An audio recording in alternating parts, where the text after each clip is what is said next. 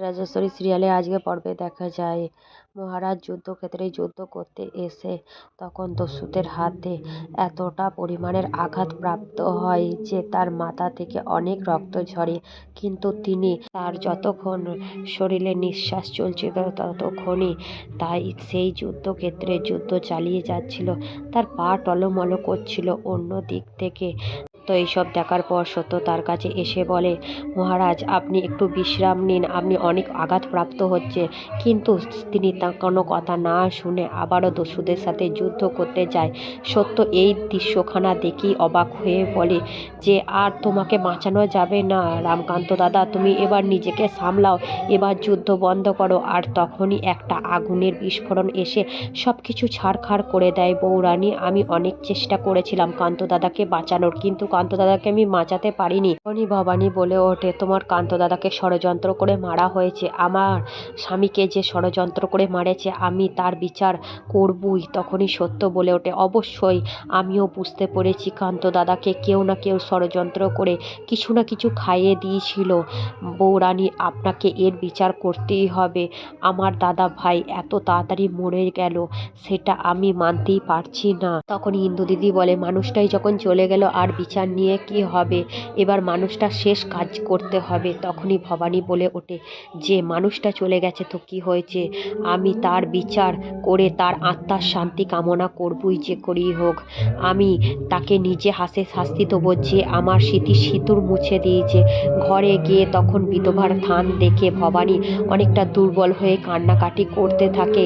নিজেকে মানাতে পারে না যে এই ঘরে আমি কোনো দিনও রাজকে ছাড়া থাকতেই পারবো না। আমাকে ভগবান এত কষ্ট দিলে কেন? মা ভবানী, আমি কি অন্যায় করেছিলাম যে মহারাজের মতো নিষ্পাপ মানুষকে আমার কাছ থেকে কেড়ে নিলে? তখন ইন্দু দিদি বলে, বাবা তুই চুপ কর, আমার স্বামীও অনেকদিন আগে মারা গেছে, আমার কত কষ্ট পেয়েছি, এই কষ্ট তোকে সারা জীবন বহন করতে হবে। তুই কান্নাকাটি বন্ধ কর, চুপ কর বনু, চুপ কর। তখনই তার শাশুড়ি মা এসে বলে, আমার কপাল অভাগা, আগেই আমি কালীকে হারিয়েছি, এখন কান্তকে হারিয়েছি, আমাকে কেন মা ভবানী তুলে নিল না? আমি কি অন্যায় করেছি যে আজ আমার দুটো সন্তানেরই এরকম অশোচনীয় অবস্থা হলো?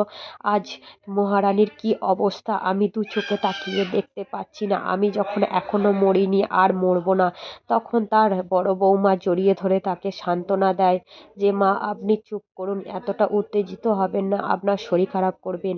তখনই দয়ারাম আসে যে এই অস্থিটুকু নিয়েই মহারাজের শেষ কার্য করতে হবে। সেখানে তো আমরা কোনো কিছুই মহারাজের শরীরের ছিন্নভিন্ন অংশ পাইনি, এই ছাই ভস্মটুকু দিয়ে আপনার লাশ কাজ সম্পন্ন করতে হবে। আপনি এটা হাতে তুলে নিন। আমি জানি এখানকার পরিস্থিতি খুব খারাপ, আমার কিছু করার নেই, আপনার চলুন মহারানী, এই অস্ত্রটুকু নিয়ে মহারাজের শেষ কাজ সম্পন্ন করতে হবে। তখন ভবানী নিজের মন শক্ত করে বলে যে মহারাজ আপনি যে দায়িত্ব দিয়ে গেছেন আমি সেই দায়িত্ব পালন করব। তারপরে অস্ত্রটুকু নিয়ে আগুনের চিতায় দেয় এবং সেখানে সবাই উপস্থিত থাকে এবং সেই অস্থি দেওয়ার সময় ভবানী মনে মনে প্রতিজ্ঞা করে, আপনাকে যে এই বয়সে এতটা নির্মমভাবে হত্যা করলো তার আমি বিচার চাই, তাই আমি নিজেকে বিচার করার তৈরি করব, নিজেকে শক্ত করব, আর আমি তাকে খুঁজে বের করব, এই বিচার করব, তাকে নিজে হাতে শাস্তি দেবো, এই প্রতিজ্ঞা আমি করলাম। তারপরে বিধবা থান পড়ে অন্তর্মহলে ঘরে ঢোকে আর তখনই দেখা যায় ভবানীর পিতা আসে ছাতি নাতে এবং ভবানীকে এই অবস্থায় দেখে খুব তিনি ভেঙে পড়ে এবং তাকে ডেকে বলে, মা ভবানী তুই কোথায় গেলি? তখন ভবানী এসে বাবার বুকে জড়িয়ে ধরে কাঁদে, বাবা আমার অনেক বড় সর্বনাশ হয়ে গেছে, তুমি দেখতে পাচ্ছ তো আজ আমি বিধবার থান পড়ে এসেছি, বিধবার সাজে আমি বসে আছি। অন্যদিকে ব্রাহ্মণ সম্প্রদায়ের মানুষরা তার পিছু পিছু আসে এবং ভবানীর বাবাকে পিসিমা অনেক কথা শোনায়। ভবানীর বাবা বলে, আমি তোকে সান্ত্বনা কি দিয়ে দেবো জানি না মা।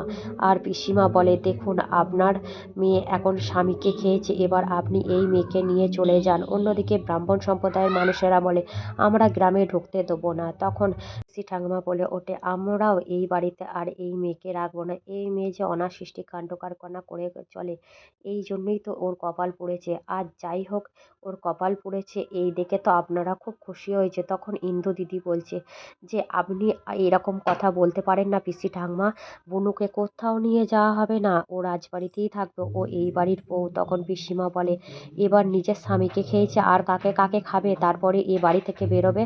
তখনই তার বাবাকে ভবানী বলে ওঠে, বাবা আমি এখান থেকে যাব না, মহারাজকে আমি কথা দিয়েছি, সেই কথা আমি রাখবো, সেই প্রতিজ্ঞাবদ্ধ আমি নিজেকে নিজে করেছি।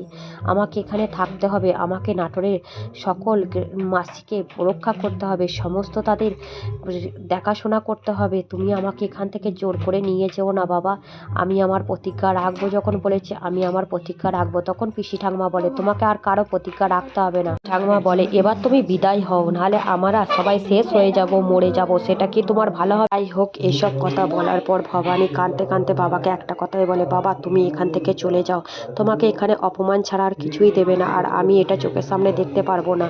তুমি আমার ভালোর জন্য তুমি এখান থেকে চলে যাও বাবা।